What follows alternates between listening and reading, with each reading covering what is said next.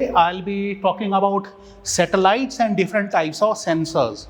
So when we talk about satellites, these are placed on the space. Okay, so we have seen different elements of remote sensing. So if you remember, we talked about source of energy, what type of source is important for remote sensing.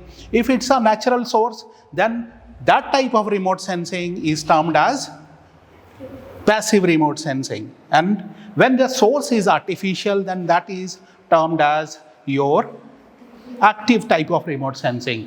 Then we have seen that source, it has to pass through your atmosphere. And you know that the lower part of the atmosphere, weather phenomena takes place. It's not clear. That means the energy that passes through the atmosphere, it used to follow different types of mechanism, like scattering mechanism takes place, absorption takes place, and so on. And finally, when this energy source, when it interacts with your target, then again absorption takes place, reflection takes place, and so on. So if you remember what we have discussed in our primary classes, that what is the definition of remote sensing? So when you talk about the definition, or when you see the definition of remote sensing, it's the process of acquiring information of an object without being in contact with the object. Means the energy that is reflected, or that is absorbed, or that is scattered from any object. So that energy is stored. Okay, that is sensed. And finally, we have to interpret what type of energy, how much energy is reflected, or how much energy is scattered from an object. Okay. And after that, next element we have seen, that is your sensors. So we'll be talking about sensors. So this sensor, it can be placed on different platforms. It can be ground-based, it can be air-based, or it can be space-based. So it depends where your sensor is placed. If your sensor is placed on the ground, okay, for example, this is a vehicle and your sensor is placed somewhere here. For example, they are doing some survey. They are doing some radar survey. Though your radar is equipped on this star, but whole equipment is based on the ground. That's why this type of remote sensing is known as ground-based remote sensing. So where your sensor is placed, depending on that, different types of remote sensing can be categorized. Like here, your sensor is placed on the ground. So this type of remote sensing is known as ground-based remote sensing. When you place that sensor on the aircraft, or on the balloon, or on the unmanned aerial vehicle, means you are placing that sensor on the air. You are recording the energy that is being reflected, or that is being absorbed, or that is being refracted from the target, and you are recording that energy from the air platform. So this type of remote sensing is known as air-based remote sensing. Then you have another platform, that is your space. And in space, you have satellites. So if you are acquiring the information of an object from the space, then this is known as space-based remote sensing. So three types of remote sensing are there based on the platform. First one is your ground-based remote sensing. Then you have air-based remote sensing, and then you have space-based remote sensing. So three types of remote sensings are there. So we'll be talking about satellite. Today we'll be talking about the sensors, those are placed on the satellite. But before that, you should know that how satellite behaves, where is its object, what is the height of the satellite, and so on, because different types of satellites are there. If you remember, there are some weather satellites, there are some, you can say, satellites that take images or that takes information of land processes or sea processes, ocean processes, and so on. So different types of satellites are there, and their mode of, you can say, they follow different orbits. So depending upon the orbit also, you can say different types of satellites are there. So depending upon the orbit, you have geostationary satellites. Geostationary satellites, basically they have a fixed height, and the height is at around 36,000 kilometers above the sea level. Why that height is at 36,000 meters? Because if you swing something, two forces are acting. Centrifugal force is acting and centripetal force is also acting.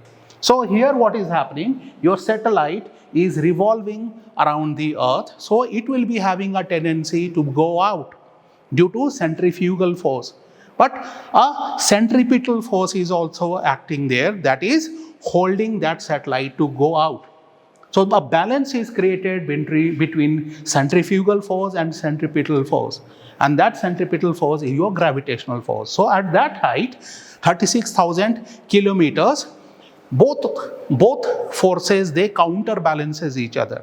So these geostationary satellites, these are placed at a height of 36,000 kilometers. And these geostationary satellites, they basically used to record information of a fixed place on the globe. So these type of satellites are basically your communication satellites or weather satellites. Another type of satellites are near polar orbiting satellites, or this is also known as near polar.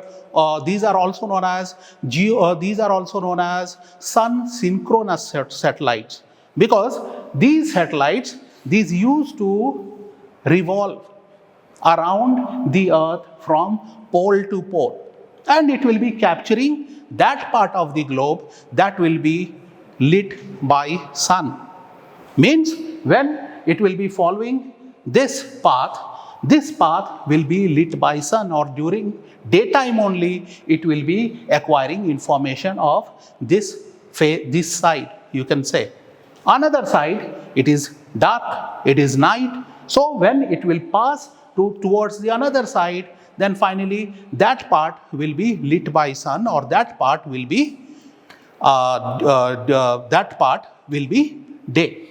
So these type of satellites are also known as sun synchronous satellite.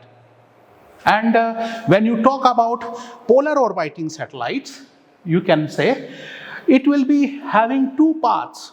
Means when it will be moving up, that is your ascending path, and when it will be moving down, it will be descending path. And both the path, when it will be covering ascending path or descending path, in both the path, the part of the globe will be lit by sun, or it will be crossing this passes, that is your ascending path or descending path, okay, during the daytime only. That's why this type of satellite is known as sun synchronous satellite.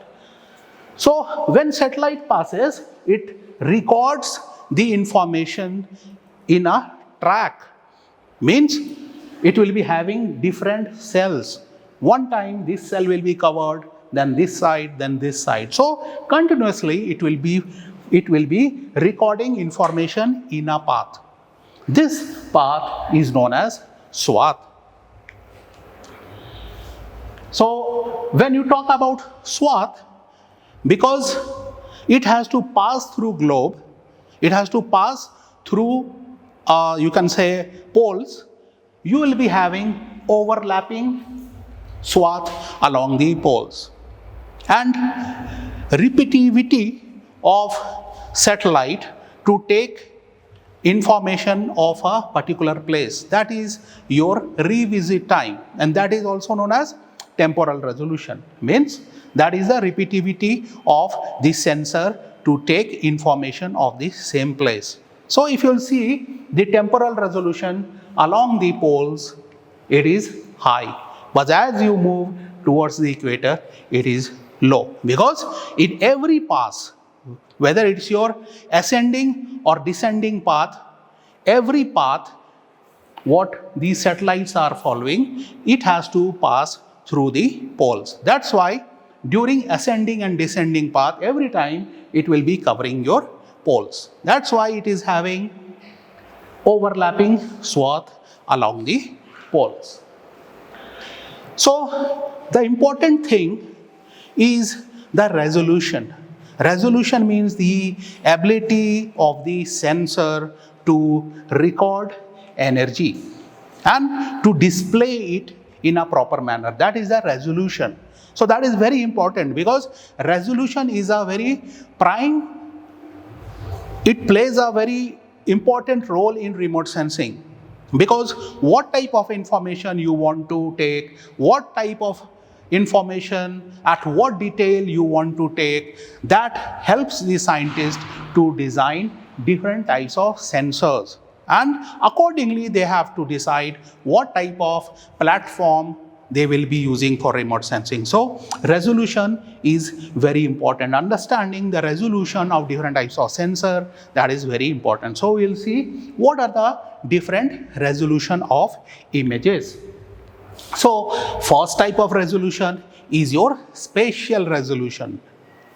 That is very common. Spatial resolution means this is the ability of the sensor to identify two objects.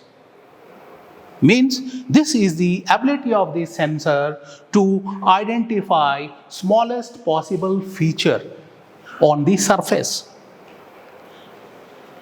For example, spatial resolution of LIS-3 is around 23.7 meters. That means that sensor can identify objects that is more than 23 meters.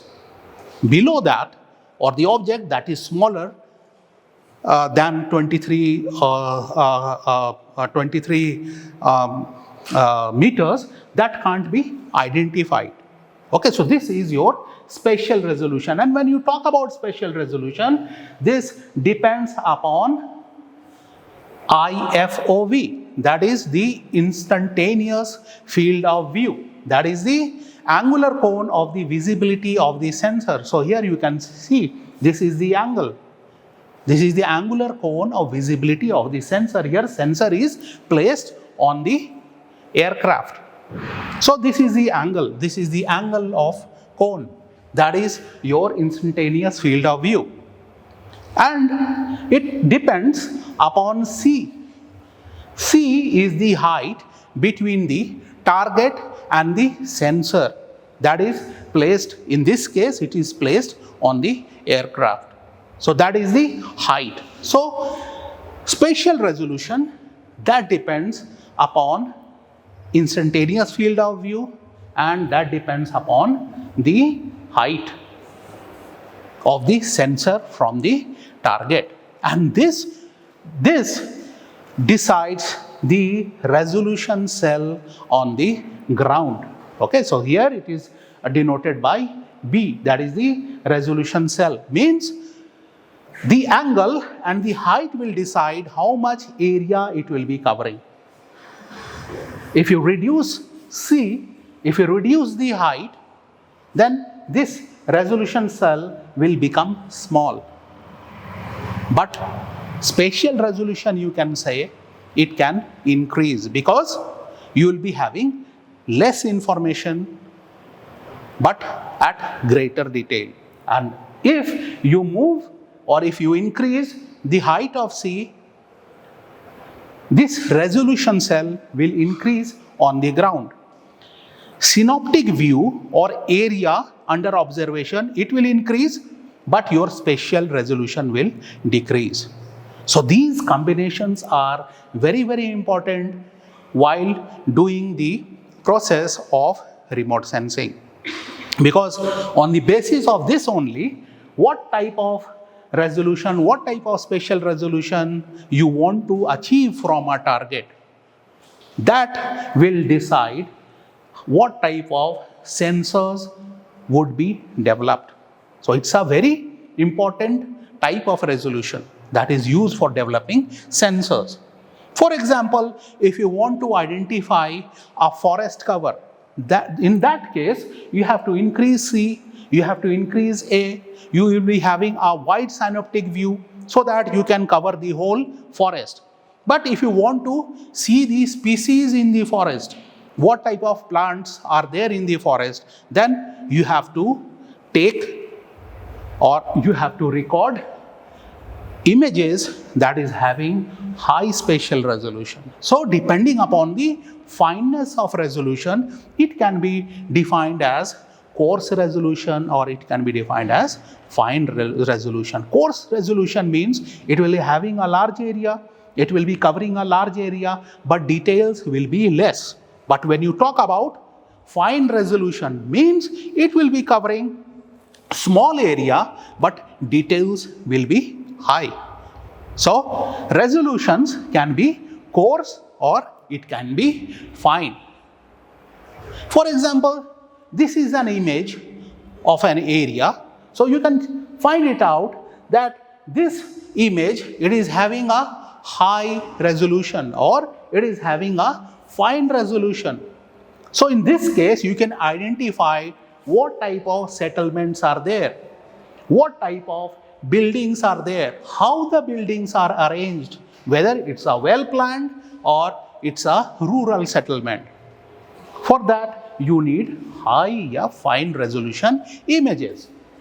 This case, you are having low resolution image, or you can say it's a coarse resolution image. In this, you can see how your locality is spread over an area. Okay, so this can be used, this type of image having coarse resolution can be used for identifying the area of the settlement or area of the forest cover.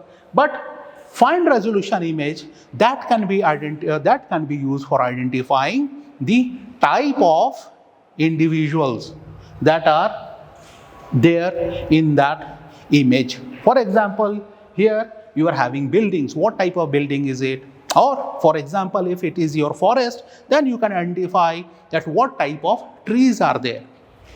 So depending on what type of information you want to achieve by the process of remote sensing, different types of resolutions are chosen. Here also you can see different images are there. Here it's having a resolution of 82 into 80 into 80 meter, 40 into 40 meter. Here you can have 1 into 1 meter, 0.5 into 0.5 meter. So you can have a look that if you want to acquire information of a particular object, for example, here you can see some water bodies are there and some structures are there, those are floating on the water. So if you want to identify that particular area, then you have to take fine resolution images. So that depends what type of information you want to take from an image. So accordingly, you have to choose whether you have to go for coarse spatial resolution or you can go for fine spatial resolution. And when you talk about spatial resolution, it depends on different factors, like if you're having atmospheric scattering, because energy what you are the energy what you are recording, it has to pass through atmosphere. So if your atmosphere is clear, it will scatter. So it depends upon your atmospheric conditions. Secondly, it depends upon the vibrations of the platform. If aircraft is there, it will be having some vibration. That also will create some noise or unwanted results. That is due to the vibration of platform. Then we have seen also instantaneous field of view. How much area you are covering on the ground. That depends upon what? That depends upon the resolving power of lens. Like you are using mobile phones, you are having two modes. If you want to click photographs, you are having two modes. One is wide angle and one is zoom. So what you are changing? You are changing the focal length of your lens. If your focal length is less, it will be wide angle. It will be covering more area. If your focal length will be high, it will be covering less area but greater detail. So it also depends upon the resolving power of lens. And also it depends upon the resolving power of films. Like if you go to your directory, photo directory in your mobile phones, and if you will see or if you will check the characteristics, properties of your image, there something will be ISO. Okay, that is the resolving power of film. If ISO is more, that means your film is more sensitive. Okay, so that is the resolving power of films. Then it also depends upon the ratio of distance on an image, that is termed as scale. So ratio of distance on an image or map to actual ground distance is referred to as scale. That's why your spatial resolution also depends upon scale. So I think you have done your practicals also regarding topo sheets. So there you have seen 1:10,000, 1:50,000, that is the scale. That means how much 1 centimeter in your map actually represents how much on the earth's surface. So that is the ratio. Actual distance on the earth's surface and how it is represented on your map, that represent scale. So spatial resolution also depends upon the scale. Second type of resolution is your spectral resolution. Spectral resolution means the ability of the sensor to differentiate between different electromagnetic spectrum or different bands.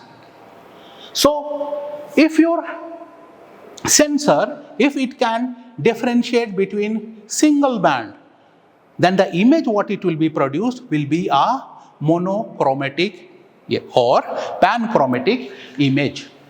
Okay, that is about single band. If the ability of the sensor to differentiate between 3 bands, generally in the visible part of the electromagnetic spectrum, so generally what we use is 3 bands, generally we use in remote sensing, that is your red, green and blue band. That's why when you talk about color images, basically it has 3 bands, red, blue and green. So that is termed as RBG. Then there are some sensors that can differentiate between many bands. Means it can differentiate between red, green, blue, near infrared, like that. So these type of sensors, the image what you get is known as multispectral images. Then there are some sensors by which, or there are some sensors, those can differentiate between hundreds of bands.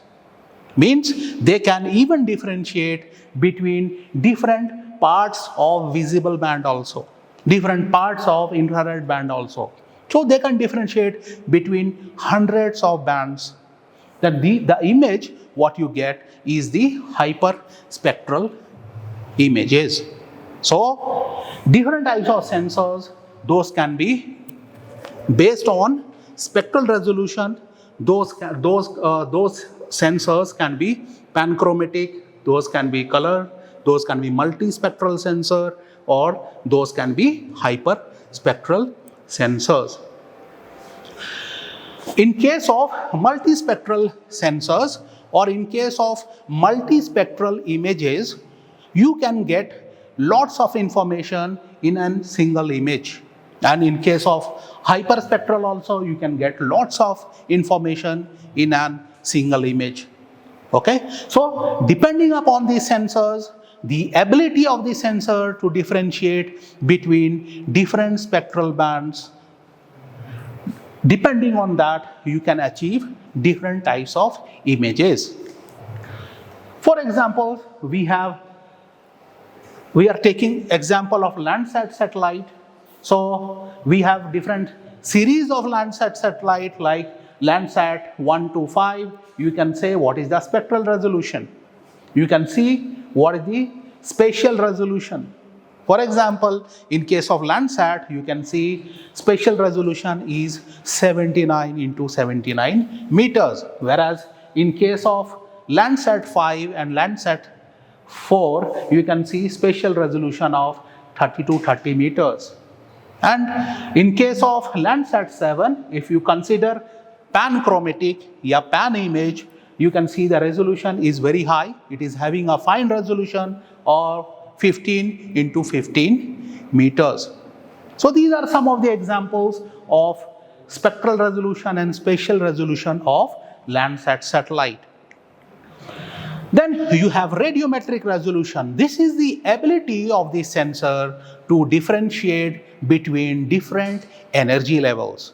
Okay, because remote sensing process is what? You are recording energy that is being reflected or emitted from an object. So depending upon the surface character of the object, depending upon how it is interacting with the atmosphere, different brightness levels are achieved in an image. So how your sensor, or what is the ability of a sensor, whether your sensor is able to differentiate between different energy levels, that decides the radiometric resolution of a sensor. For example, and radiometric resolution, that is denoted by bits. For example, if you are having 8-bit resolution, radiometric resolution of a sensor, that means 8 2 to the power raised to 8, that will be around 256, subtract 1, that will be 255. That means a sensor that is having a radiometric resolution of 8 bits, it will be having an ability to differentiate between zeros to 225 energy levels. So this is your radiometric resolution. Then you have temporal resolution. Temporal resolution means it's the time taken by the sensor to retake the information of the same image. Okay. For example, if your sensor or if your satellite recaptures the image after 2 days, that means temporal resolution of that satellite or the temporal resolution of the sensor placed on that satellite is of 2 days. Okay, so that is your temporal resolution. So these different types of resolutions is being used in remote sensing for acquiring different types of information without being in contact with the target, if you remember the definition. So this is very important. What type of resolution you need? For example, in environmental sciences, we are using remote sensing for environmental management, for disaster management. So for example, when you talk about forest, how much your forest cover has changed? What is the level of damage? And what will be its ecological impact? So in this, what type of images you'll be taking and of what resolution? Or if you want to monitor flood, or if you want to go for coastal zone management, or if you want to go for forest fire prevention strategies, then you will be using remote sensing. But what type of resolution of images you will be using for it? So anyone can tell, or you can try. In case of flood, what type of images you will be using. Resolution of the images you will be using in case of flood.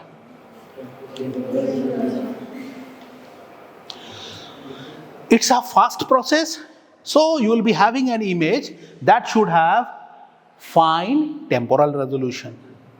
Okay, and you should, and also fine temporal resolution, and for that you can use some platform, like you can use UAV, so that you can have continuous information, real-time information of the flood events. That means you should have an image that is having very fine temporal resolution.